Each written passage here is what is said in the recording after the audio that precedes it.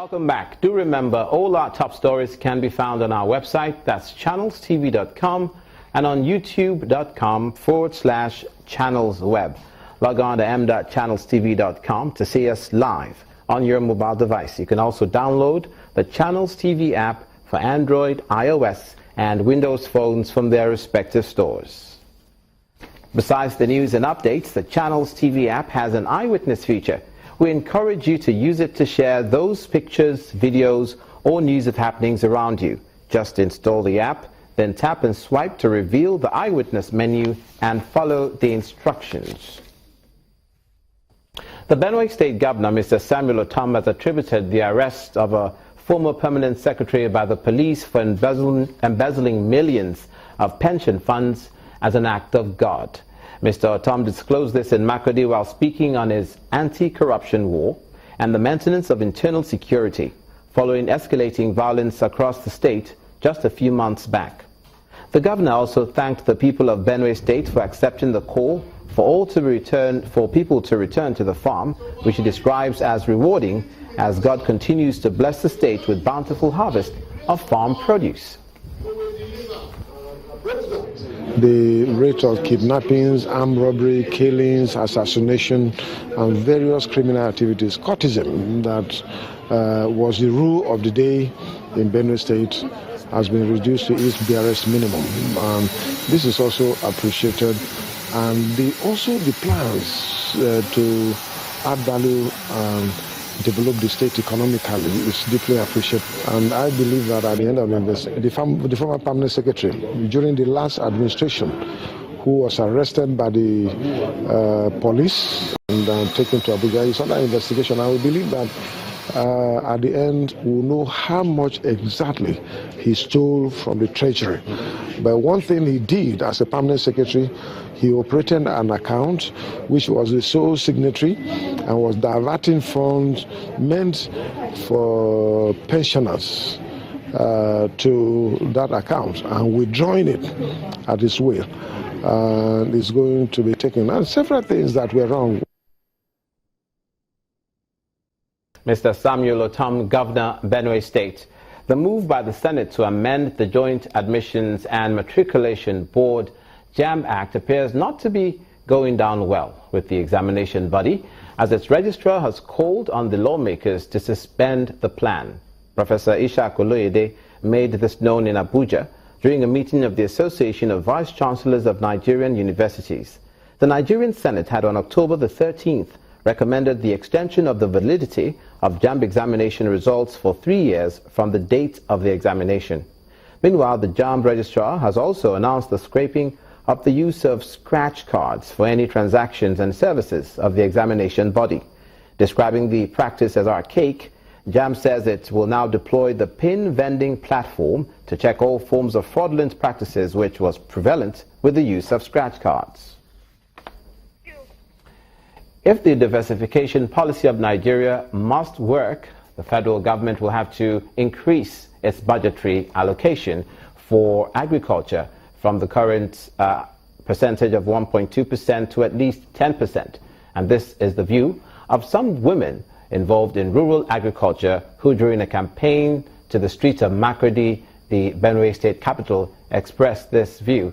The women insist that Nigeria must invest in rural agriculture to reverse the over $30 billion annual food import cost. Joining to celebrate the 2016 World Food Day, women from the rural communities across Benue State marched peacefully through streets of Makurdi, the state capital. They are worried about the high cost of food import into the country. After the walk through major parts of the city, the group settles at the IBB Square, where they exhibit local food produce to back up their claims that the nation's agriculture sector is viable. We bring them together to tell the government and the people what they need, that they should be involved in government decision making, that we affect them so that they will be able to contribute their. At this forum, The question on how to engage government to increase funding for rural agriculture comes up for discussion. You know that we are spending almost $30 billion every year just importing food alone. That amount of money, if used partially for the women who are actually doing the farming, will change the dynamics.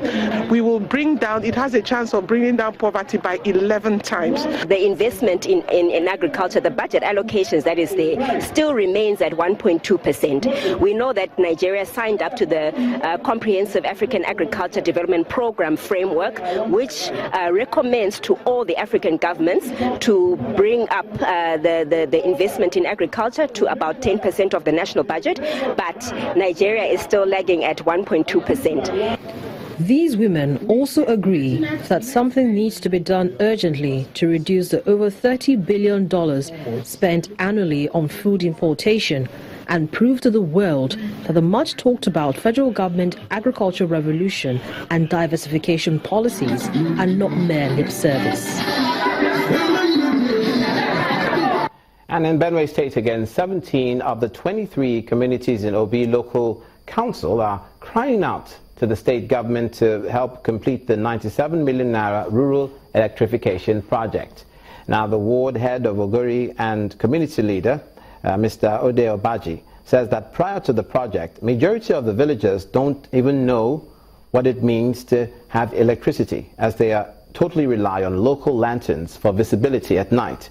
In this report, we'll look at the challenges of 23 communities who don't have access to light and access roads. Ahila in Obi local government area of Benue State, a town surrounded by rocks. It may be heavily populated, but the people here are happy pursuing their businesses. The problems here are also many, but very worrisome to the community is the absence of electricity. The power project, which is put at 97 million naira, is yet to see the light of day. Even the concrete poles have been taken over by thick bushes, and there is no hope that the people will see power anytime soon. Channels Television returns to the village at night, and we are faced with the stark reality of a town in darkness. The only source of illumination that could brighten the homes is lanterns.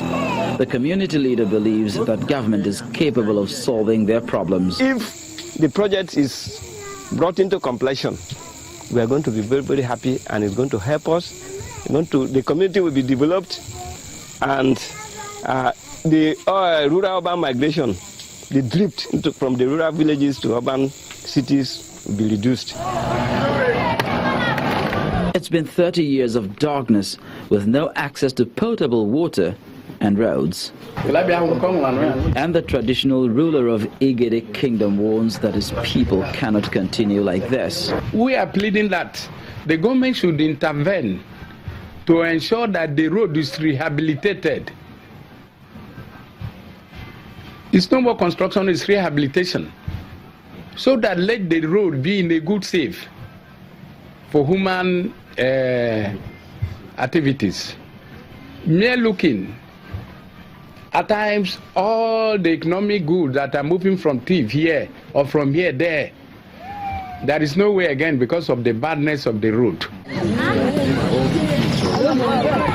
A recent intervention for power is yet to see completion, and this, according to the community, is as a result of lack of funds. There are other communities in Obi who cannot dream of having electricity in their domain because of they live afar from each other. So that is it. So I am pleading the governor of Benue State, Dr. Samuel Otom, to adhere to the cry of the community. Channels Television's crew caught up with Governor Samuel Otom, and he pledged to ensure completion of the 97 million naira rural electrification project. Despite the financial challenges and the economic meltdown that we have in the country and in Benue State today, I want to assure you that we will support the honorable member to ensure that he completes his constituency project. And apart from that, there are provisions in the budget for 2016. The project, when completed, will finally link communities from Otoko to Oju through the 17 villages in Obi, as the state government has already flagged off the Oju rural electrification project. You're watching news across Nigeria. Coming up, the United Nations has marked today as the International Day for the Eradication of Poverty. We'll tell you what that means for Nigerians when we come back. We have a discussion with a stakeholder in the business of the eradication of poverty. Stay with us.